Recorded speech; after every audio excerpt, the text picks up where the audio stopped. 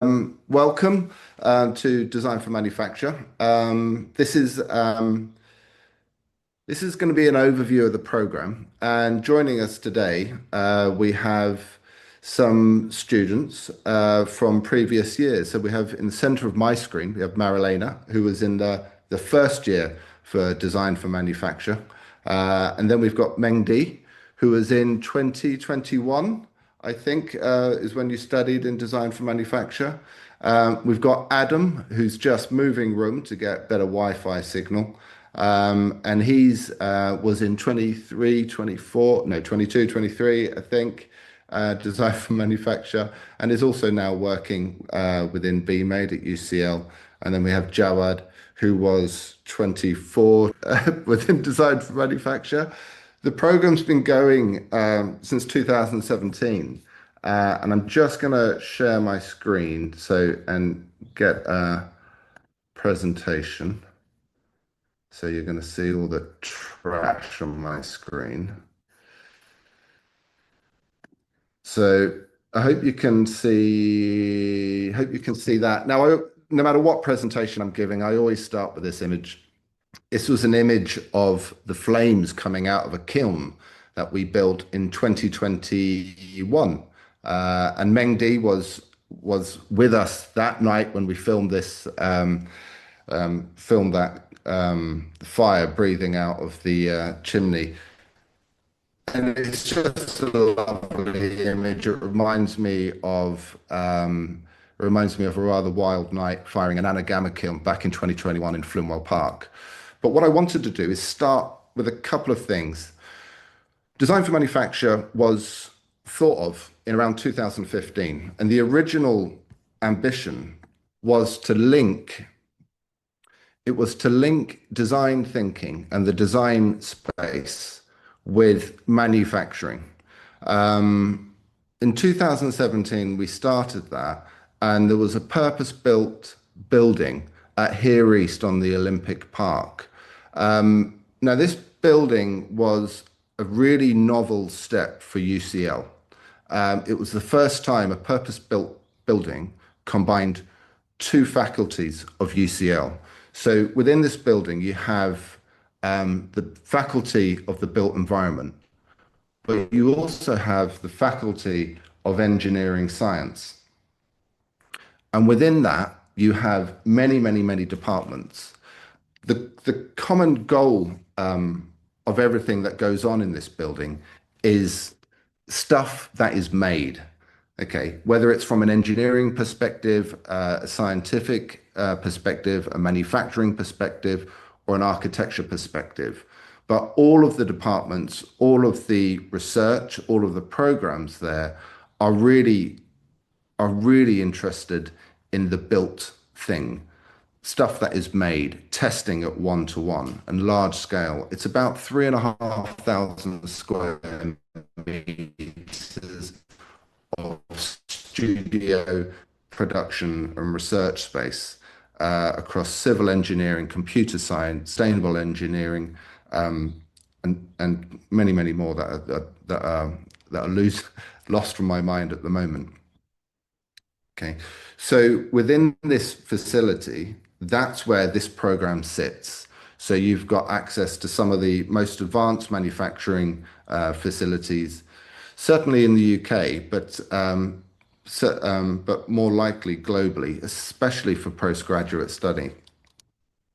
So that's the place. The people within our program come from a wide range of backgrounds. We have academics that have studied robotics and automation. We have staff that have worked up from a very technical level. Okay, we have architects, we have textile engineers, we have engineers that are working in practice today. We have PhD candidates that are studying at the moment. And then we've got contextual theory people that have lots of different backgrounds. One of the things that's really important about the program as it stands for me is that it is supported and taught by a very wide bandwidth of interests and a very wide bandwidth of personalities. So this is going to be a bit of a quite dry bit, but I wanted to get across how the program works. We run over 4 terms. So terms 1, 2, 3, and then 4. Okay, with 4 being over the overlap. We're a 15-month program. Term 1 is very much about acquiring knowledge. It's tough. Okay, it really is about pouring knowledge into students with the different backgrounds that our students come with. Some coming from architecture, some coming from engineering, some coming from more creative backgrounds like fine art or interior design. We also have professions that have nothing to do with design. They're much more economically driven or STEM driven. And so this term is really about getting everyone to a position where they can have a design for manufacture conversation. And that's principally about teaching tools and using those tools in anger and with purpose to be able to deliver designed outcomes. So we expect failure. We expect learning to happen and surprise to happen. But one of the things that term 1 really tries to trigger is delivery in the workshop. So design for manufacture, and indeed the Bartlett School of Architecture, is very, very fortunate to have something called B-Made, which is the Bartlett Manufacturing and Design Exchange. It's a very well populated, both in staff, space, and technical resources. It's a very well populated space where students of design for manufacture deliver their designed outcomes. And that learning happens within the workshop. Ideas, experiences, knowledge goes back into the design stage, and we iterate and we deliver again and again and again. So that's where we attract mistakes, we attract surprises, we attract new knowledge. Term 2 is where we begin to take that knowledge acquired in term 1 and we begin to synthesize it. So these are the baby steps of using that manufacturing knowledge in the design space to be able to start to push the student's own particular agenda. And term 2 is really about combining that kind of design thinking, that theory, and that production experience into a single cohesive plan. With terms 3 and 4 really talking about delivery. Terms 3 and 4, starting just after Easter, it's the final major project and the written thesis, and these evolve to be the substantive output for the student's portfolio. It's 180 credits across the whole course.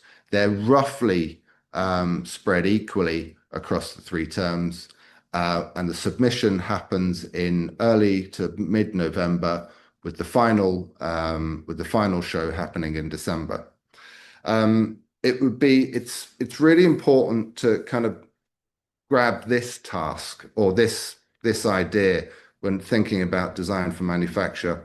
And it's been the tagline that we've used within design for manufacture for the last 7 years. And it's the creation of value within design through using manufacturing knowledge. And whilst this is, intellectually and academically fairly easy to understand this in practice is hard.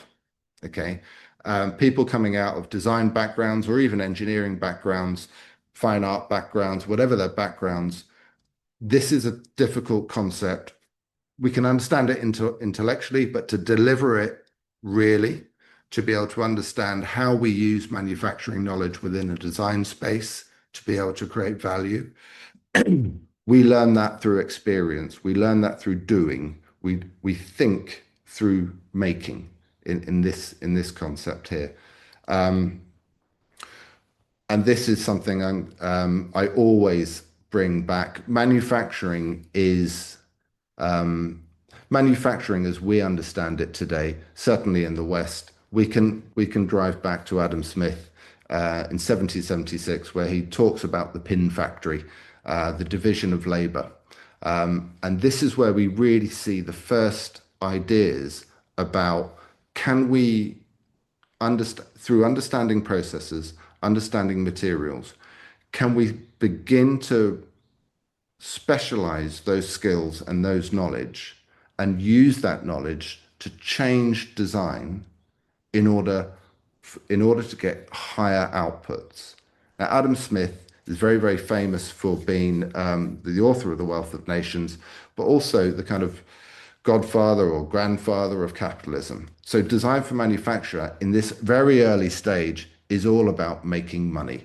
It's all about economics. It's all about pushing materials, processes, design, and products further. This guy took it even further. So, principles of scientific management, he was absolutely adamant that if we can measure processes, materials, and performance, we can get higher yields from resources. And then this is the kind of pinnacle at the beginning of the 20th century where Henry Ford really turned that kind of manufacturing, that design for manufacturing, to deliver cars that people can afford. One of the nice things that was happening around the same time is this woman here, an architect called Margaret Schutter-Lotsky, developed the Frankfurt kitchen. And this is where we begin to see those capitalist ideas of measurement, of performance of materials, of performance of space, to be able to look at modern architecture. So this is about 1912, the Frankfurt kitchen, and we're really lucky to have an iteration of this right next door to us at Here East at the new V&A storehouse. So we go and visit that in term one.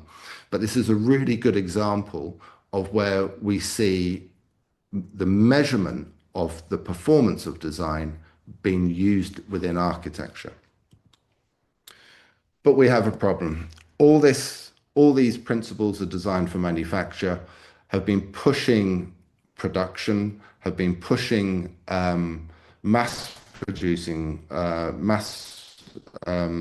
production of housing, infrastructure, etc. And we're delivering 40% of the built environment's CO2 emissions. Okay, so one of the principles around design for manufacture is, can we use this discipline that dates back to 1776? Can we use this in a different direction? Can we start thinking about, instead of it being a monetary ambition, can we start maybe to think that we can make better buildings from this? We can make environments that not only serve the users and the communities that live there, but they also grow the sector to be a bit more responsible, to be able to deliver healthy jobs, to be able to deliver careers and skills that we want, not the ones that, market forces are forcing us to deliver. Within our program, we address this. We teach design for manufacture being a bridge between the manufacturing space and the design world.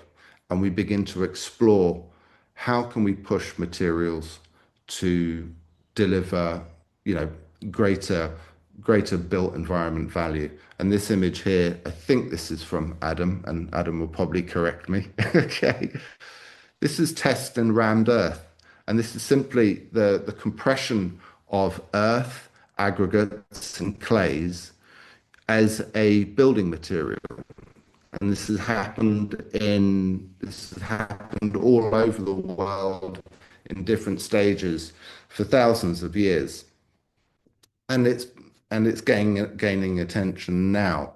So this is some of the stuff that we have, the facilities, we have the support, and of course now we have Adam, an expert in this, to be able to help students develop novel, non-cementerous concepts around production of buildings.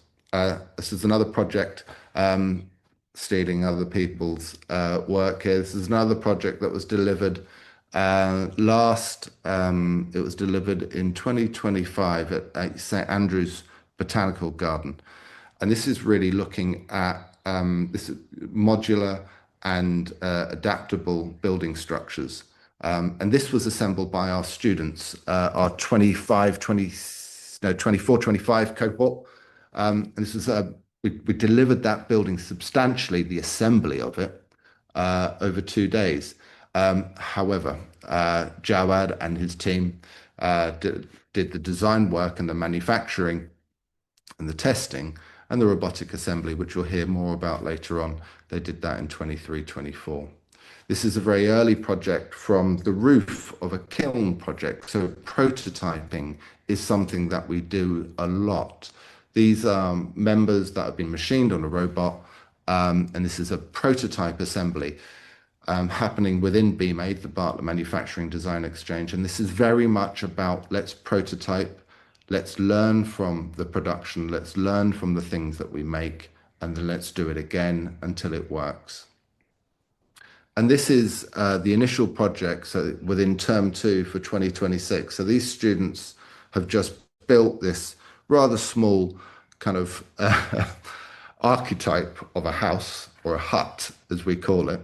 And they are working through conventional building methods, so traditional timber framing. They are then looking at the production of OSB cassettes that are pulled together with staples.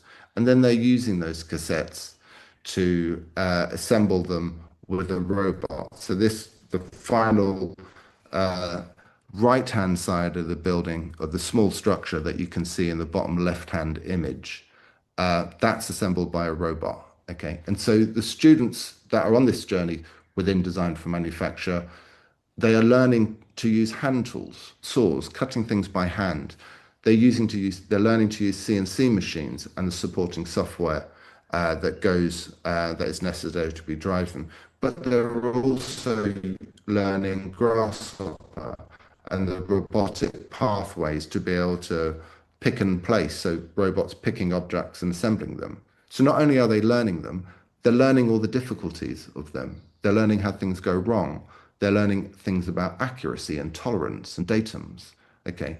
And they're incorporating all of that knowledge to be able to develop a design decision.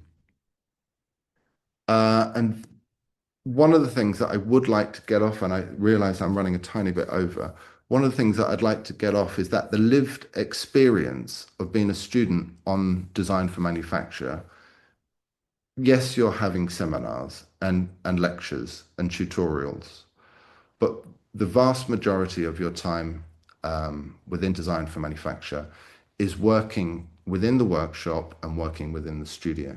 So this is a short film of the students that worked in the 2021 cohort to be able to design and build a anagama kiln in Flimwell Park. And this was challenging for many reasons, not only because the students started at the back end of COVID, which was challenging for everyone, but these students pulled together to deliver a single project of designing effectively a furnace in the Japanese tradition of firing ceramics. They then designed a structure that was measurable in terms of its performance, in terms of fuel loading. So they were making a measurable outcome. They were looking at heat exchangers. That triangulated object in the middle there was a chimney as an attempt of a heat exchanger that worked. They built formwork. They dug holes. They moved 14 tons of bricks up a hill one crazy week. And effectively, they worked together, having their own areas of specialism, but delivered a conjoined project.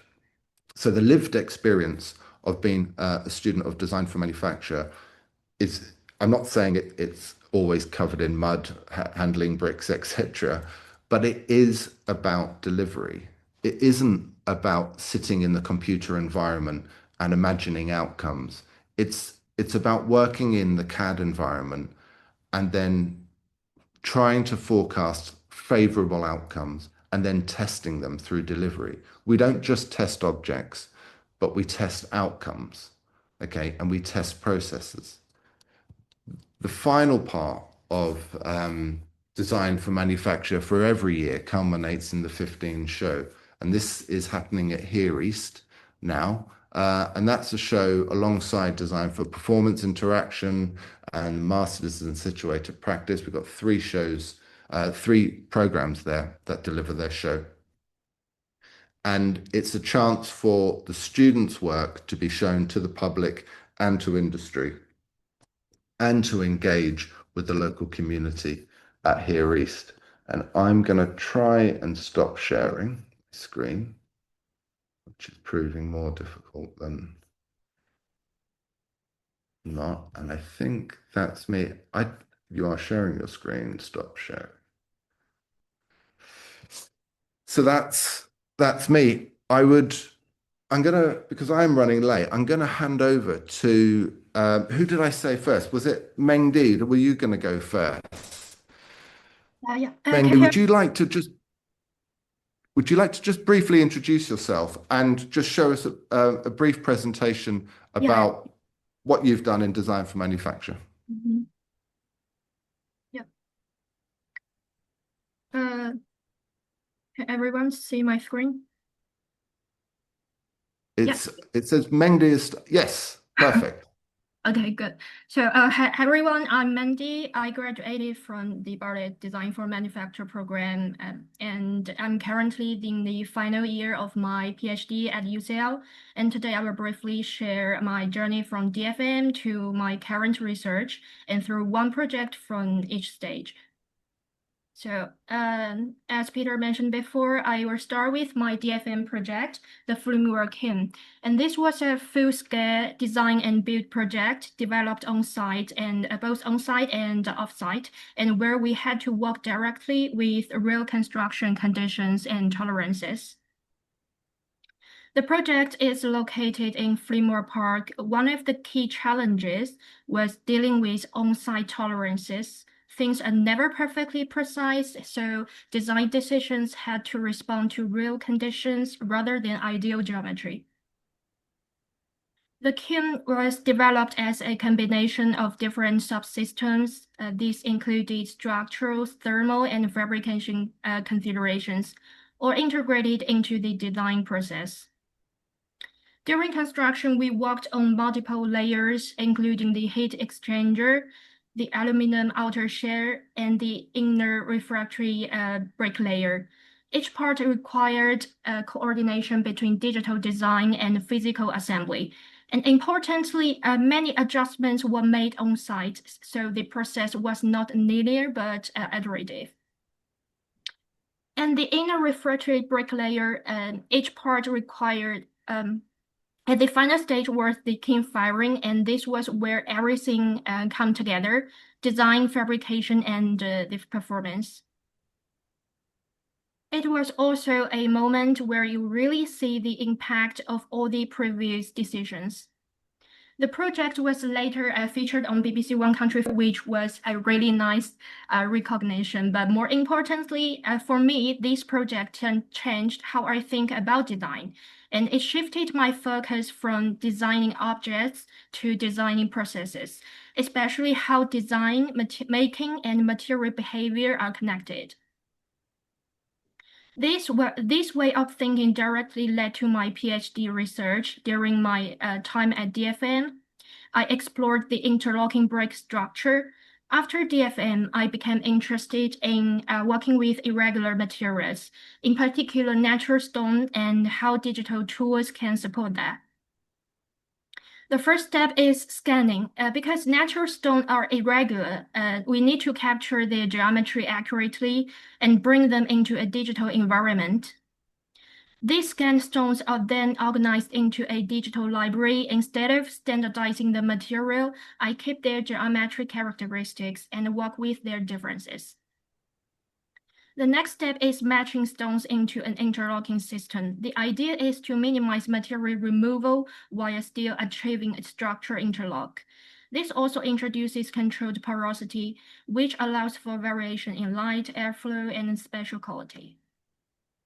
After machining, the stones are milled using a digitally defined process. Fabrication here is not about creating perfect geometry, but about negotiating between the digital model and the existing material. The final result is an interlocking structure made from irregular stones. Each piece is unique, but together they form a stable system through geometric relationships. This work has been exhibited at the Bartlett as part of my PhD. It represents an ongoing exploration of how we can rethink construction using irregular materials. So looking back, the connection between DFM and my PhD is quite direct. And DFM didn't just teach me tools, it changed how I approach design, especially through making, material, and process. After that became that became the foundation of my research. Thank you. Mengdi, thank you very, very much. That's lovely. And it's really lovely to see that, the progression out of trying to make things fit has been an area of focus into your PhD. Due to the time, and amazingly, thank you for keeping to 5 minutes. That was brilliant. I didn't do anything like that. Adam, could I give you the floor at the moment and let you just introduce yourself and take it from there? Sure. Hello. Yeah, I'm Adam. I am. Hang on, let me just pull up my screen. Share. Can everyone see that? Can people see what I'm seeing? Not yet. Not yet. Let's try again. How about now? Yes, we've got. Yes. I can see your screen. Perfect. Hello. Yes. So I am Adam. Believe it or not, Peter, I actually graduated in 2022. I think that's right. Or I finished my project. We finished of Christmas 2022. Yeah. Amazing. And I am also now a member of the BMade team. So if you decide to join us at DFM, I will see you there.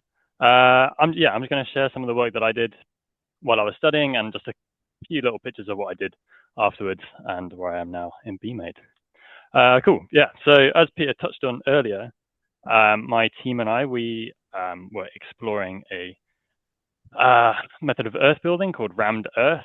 And during our time in DFM, we sort of developed our own method that we coined SEF, or selective earth forming.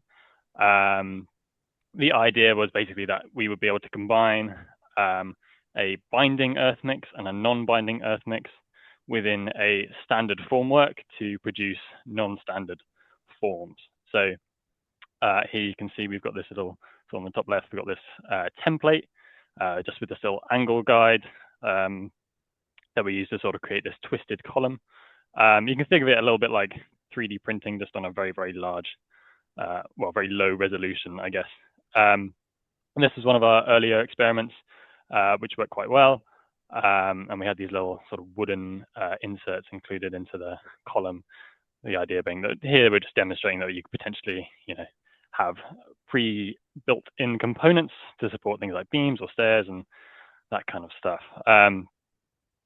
To progress the project, we moved on to adding a very low level of automation. So we created this very, very rudimentary sort of CNC deposition machine, which only moved in X and Y, I think it was. And the idea was that it would lay down the non-binding mix. So that's the sort of pale mix. And then we would go in and we would fill in all the voids with the binding mix, do our ramming process, do the tamping, and then we would be left with these kind of we were making sort of one-to-one scale section of this pavilion that we designed. And so they're very, very gently pivoting in and twisting in to form this column. I think I've got that on the next slide. Yeah. So we created these 4 blocks. And yeah, this was all done. What was really nice about this is that it was a very, very rudimentary form of fabrication, very, very rudimentary sort of digital fabrication side to it, but then very, very heavily using sort of 3D modeling and parametric design scripts in the background to sort of make sure that our irregular geometry ended up looking as regular as possible. So as we were tamping, there was no sort of fixed layer height that we would achieve. So it was very much generating sort of dynamic toolpaths as you go, which are all just based off the previous layer. So that was a lot of fun. And here it is actually in the Central London campus being displayed back in 2023, I guess. Yeah. And then after that, I went on to work at a company called FabPub, who are a London-based 3D print firm. Well, they did a lot of things, but specialize in large-scale 3D print, and these are just a couple of the things that I worked on. So this is a pavilion out in Romania, and all of these big translucent panels are all 3D printed on one of our kukarams that we had there. I think they measured like 2 by 3 meters or something, and we had 12 of these to ship over to form this pavilion. This was a restaurant fit out that we did that's actually down in Canary Wharf. So all of these panels and that sort of tree structure in the middle are all made from 3D printed components. And again, all of these are parametrically designed in, computationally designed in Grasshopper to sort of achieve these patterns and achieve the fixing locations as well. And this was another fun one out in Paris. We designed this stage at the background. My job was mainly the sort of LED balustrade at the back again, which I used Grasshopper to design and make. And it's all, as with DFM, as you'll learn, it's all about making complex things rational and making them feasible. And this was just one of those things. I brought in all of my knowledge that I'd been taught over DFM, and it just made the process a breeze. And you can sort of see some background pictures here. It was all a cassette-based system on top of a steel frame, and yeah, it was a lot of fun. And then now I work in BMade, and I run I'm founding a little design studio with my partner, and we design furniture and things like that. Yeah, Brilliant. That's me, and I think that's 5 minutes. That is bang on 5 minutes. Adam, thanks very, very much. No worries. One of the things I just wanted to say is that I remember in the show with your final piece there, the rammed earth, and this happened with many students' work, is that in the show, we had a bit of a building in there, so your work was essentially, I think it was 300 to 400 kilos in weight. Yeah.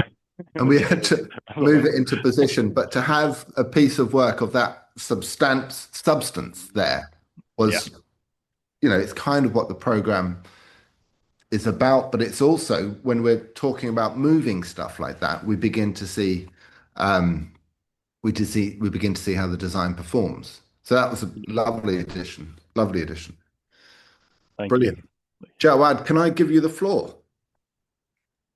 Yes, let's do it. I'm going to share my screen.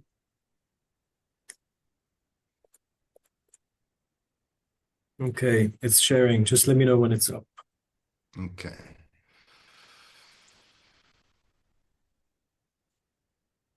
Okay, we have a screen designed for disassembly. Brilliant. Let's do it. So the project we worked on was the robotically assembled pavilion that went up in St. Andrews. I'm going to go very quickly on the brief, the project, and then talk about my experience at DFM. So basically, our brief was to have a pavilion made of components that are robotically assembled, but mainly the design of it has to be disassembled, used as a material bank to be reassembled into something else in the future. It went on site in St. Andrews at the Botanical Garden. And it was really an amazing opportunity to work on this project because obviously, like Peter said, you can learn a lot about Grasshopper and tools and designing behind a screen. But obviously, the main essence of the whole project, of the whole master's, is really getting your hands dirty, going on site, everything that ChatGPT cannot teach you because everything is so tacit in the workshop. So it's not theoretical in a sense that you want your design to do this or do that or be better at this. You really have to go in the workshop and test loads of tools, of materials, of machines, learn about tolerance stacking, what bolt would work better with this component and why.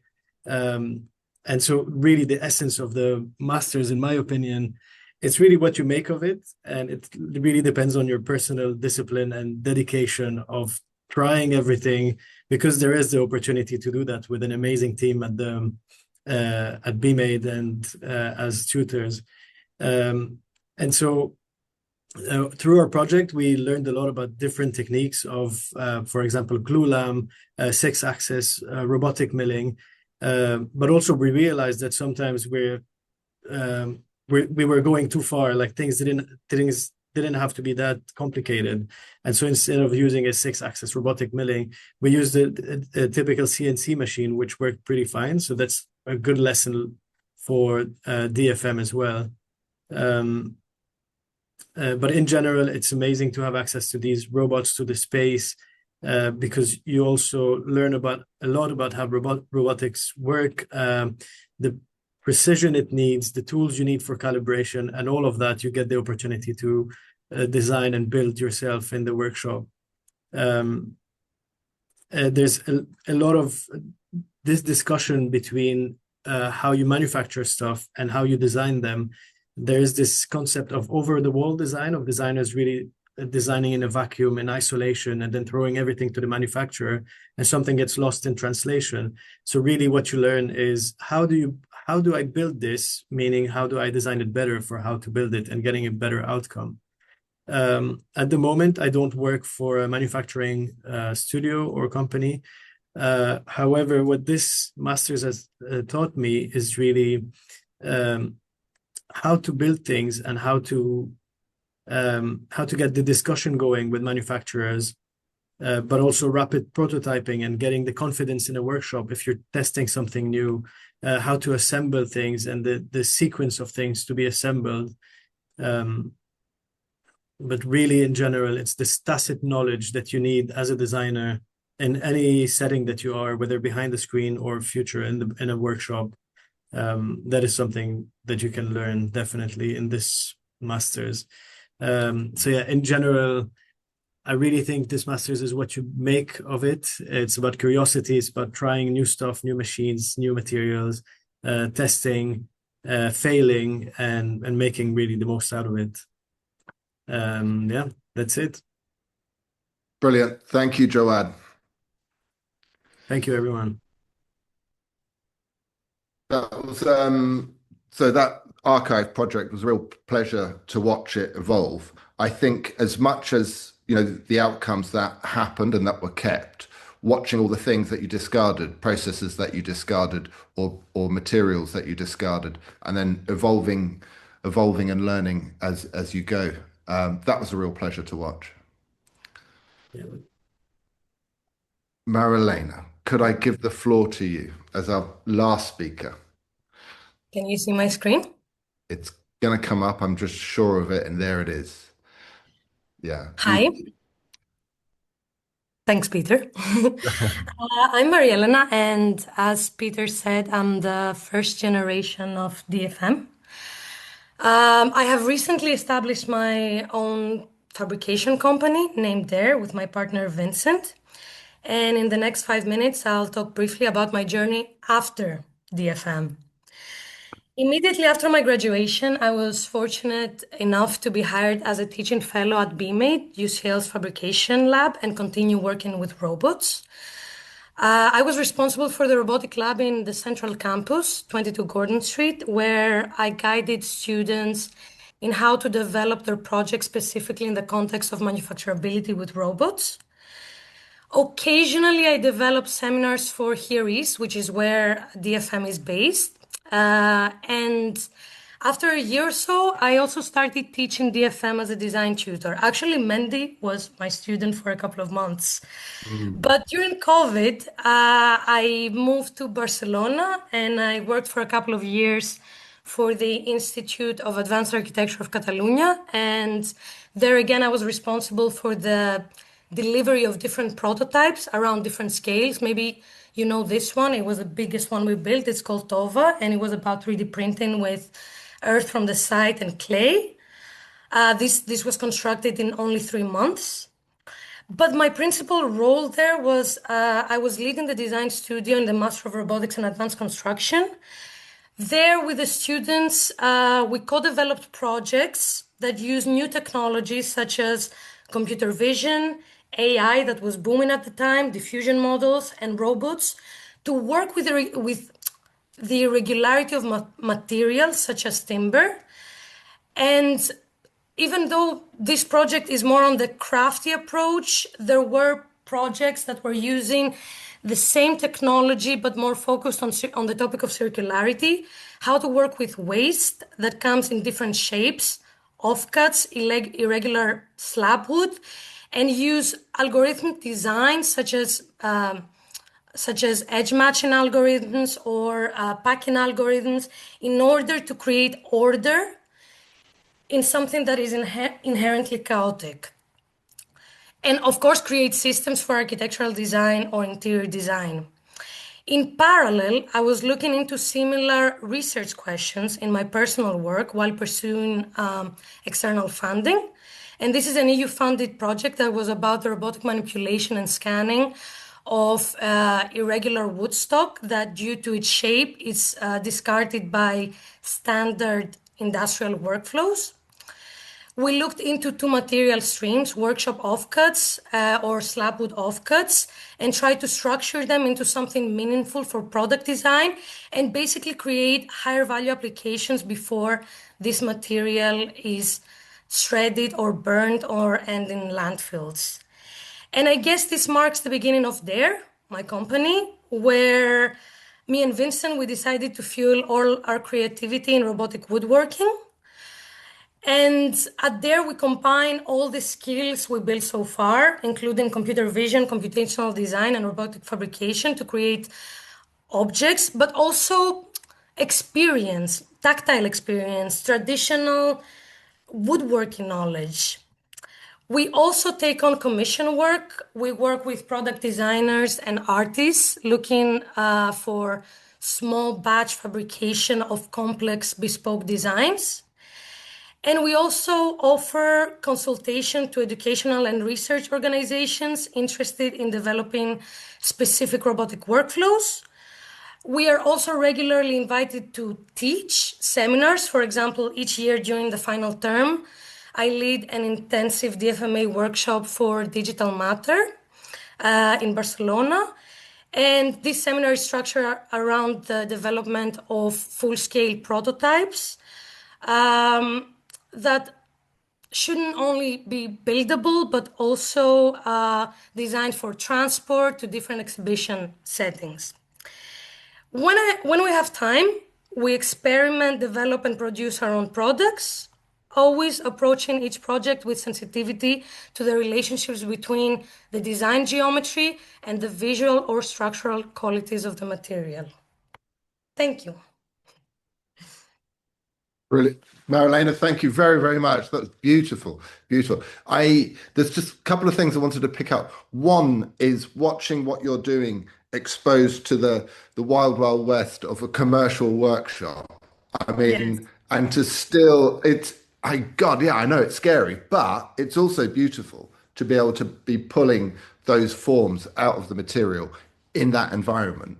But also just linking up something that I remember having a conversation with you in 2018, but also Jawad mentioned it as well, and I know that Adam and Mengdi have also taken this approach, is that DFM, your time at DFM is very much it's what you make of it. It's purposing it towards your own goals. And it's something that we've been saying in the interviews quite a lot, is that, the students that I think have the best time are the students that develop an agenda. And, within term one and term two, that's something that we do a lot. But it's lovely to see that agenda continuing and living and breathing after design for manufacture. Listen, guys, thank you very, very much for that. That's a real pleasure to see your work. A real pleasure to see your work